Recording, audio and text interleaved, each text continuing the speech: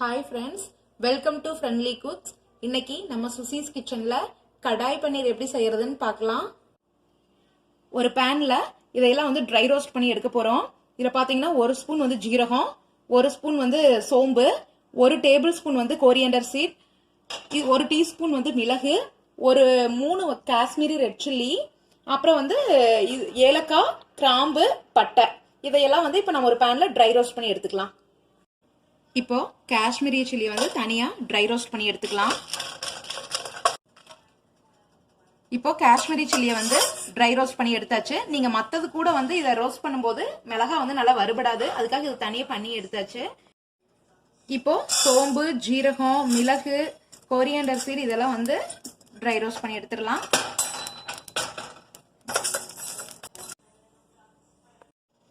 இப்போ கிராம்பு, பட்டை, ஏலக்காய் இதெல்லாம் ஒரு இளவருப்பா வறுத்து எடுத்துடலாம். இதெல்லாம் வறுத்து எடுத்தாச்சு. இதை ஆற வச்சு கொஞ்சம் கொரன்னு அரைச்சு எடுத்துக்கலாம். ஒரு பேன் சூடானதையும் அதுல கொஞ்சம் எண்ணெய் ஊத்திக்கலாம். எண்ணெய் காயிட்டும். எண்ணெய் காஞ்சிருச்சு. இப்ப ஒரு பே லீஃபும் ஒரு பட்டையும் போட்டுக்கலாம். அப்புறம் வரமிளகாய் போட்டுக்கங்க. இப்போ நான் ஒரு 2 மீடியம் சைஸ்ல ஆனியன் கட் பண்ணி வச்சிருக்கேன். அதை உள்ள போட்டு வதக்கி எடுத்துடலாம். கொஞ்சம் ஆனியன் வதங்குறதுக்காக சால்ட் ஆட் பண்ணிக்கலாம். இப்போ வெங்காயம் நல்லா வதங்கிருச்சு.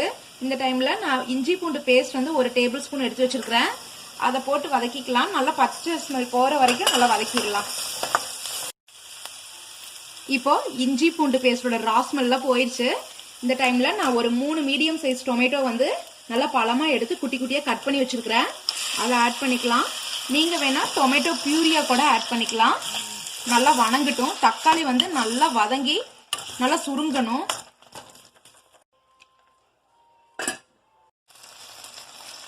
இப்போ தக்காளி நல்லா வெந்து சுருங்கி வந்துருச்சு. இந்த டைம்ல நான் 1 கப் பெல் பெப்பர் எடுத்து வச்சிருக்கிறேன். Mixed bell pepper. நீங்க என்ன கலர் இருந்தாலும் அதை ஆட் பண்ணிக்கோங்க. இப்போ இந்த பெல் பெப்பர் சீக்கிரமா வெந்துடும். இப்போ நம்ம ஒரு 2 நிமிஷம் இதை மூடி வைக்கலாம். கொஞ்சம் பெல் பெப்பர் வேகட்டும்.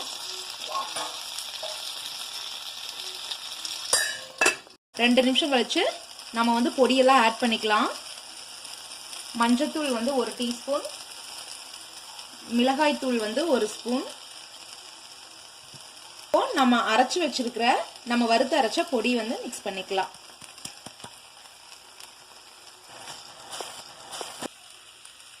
இதை வதக்கி விட்டுட்டு கொஞ்சம் தண்ணி ஆட் பண்ணிக்கோங்க. தண்ணி ஆட் பண்ணி பச்சை வாசனை போற வரைக்கும் நல்லா வதங்கட்டும்.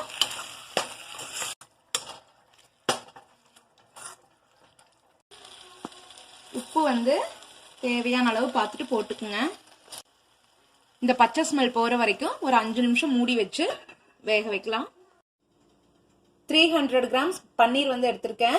இதை நம்ம ஒரு பேன்லயோ இல்லைன்னா தோசைக்கல்லையோ பட்டர் போட்டு ஒரு 3 நிமிஷம் வரைக்கும் ஃப்ரை பண்ணி எடுத்துக்கலாம். அப்படி இல்லைன்னா நீங்க ஹாட் வாட்டர்ல ஒரு 5 மினிட்ஸ் போட்டு எடுத்து நம்ம கிரேவியோட ஆட் பண்ணிக்கலாம். அப்பதான் சாஃப்டா இருக்கும். இப்போ நான் இதை தோசைக்கல்ல வச்சு எடுக்கலாம். இப்போ தோசைக்கல்ல பட்டர் போட்டு நம்ம பன்னீர் இதுல வச்சிடலாம்.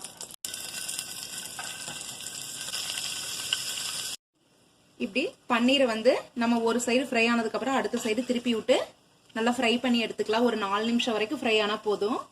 பன்னீர் நல்லா ஃப்ரை ஆயிருச்சு. இப்போ நம்ம ஒரு பவுல்ல டிரான்ஸ்ஃபர் பண்ணி வச்சுக்கலாம்.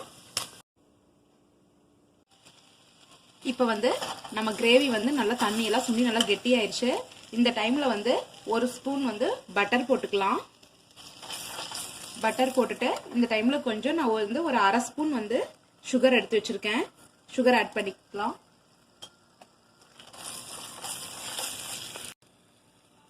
இப்போ நம்ம ஃப்ரை பண்ணி வச்ச பன்னீரை ஆட் பண்ணிக்கலாம். இந்த பன்னீர் நம்ம குக் ஆகணுங்கிற அவசியம் இல்லை. ஏன்னா நம்ம தான் ஃப்ரை பண்ணி எடுத்துட்டோம்ல, அதனால தேவையில்லை. ட்ரை மேத்தி லீவ்ஸ் ஒரு டேபிள் ஸ்பூன் போட்டுக்கலாம். போட்டு நம்ம ஆஃப் பண்ணிடலாம் அடுப்பை. எல்லாம் போட்டு நீங்க நல்லா வதக்கி எடுத்துருங்க. மேத்தி லீவ்ஸ் போட்டு ஆஃப் பண்ணியாச்சு. ஸ்பைசியான கடாய் பன்னீர் ரெடி ஆயிடுச்சு. நம்ம சுகர் ஆட் பண்ணியிருக்கிறதுனால காரத்தோடு சேர்ந்து ஒரு நல்ல டேஸ்ட் கொடுக்கும். இது வந்து சப்பாத்தி, நான், புலாவ் எல்லாத்துக்கும் நல்லாயிருக்கும். நீங்கள் ஃப்ரைட் ரைஸு கூட இது வந்து சைடிஷாக வச்சு சாப்பிட்லாம். நீங்களும் ஒரு டைம் ட்ரை பண்ணி பாருங்கள். ட்ரை பண்ணி பார்த்துட்டு உங்கள் கமெண்ட்ஸை போஸ்ட் பண்ணுங்கள். தேங்க்யூ.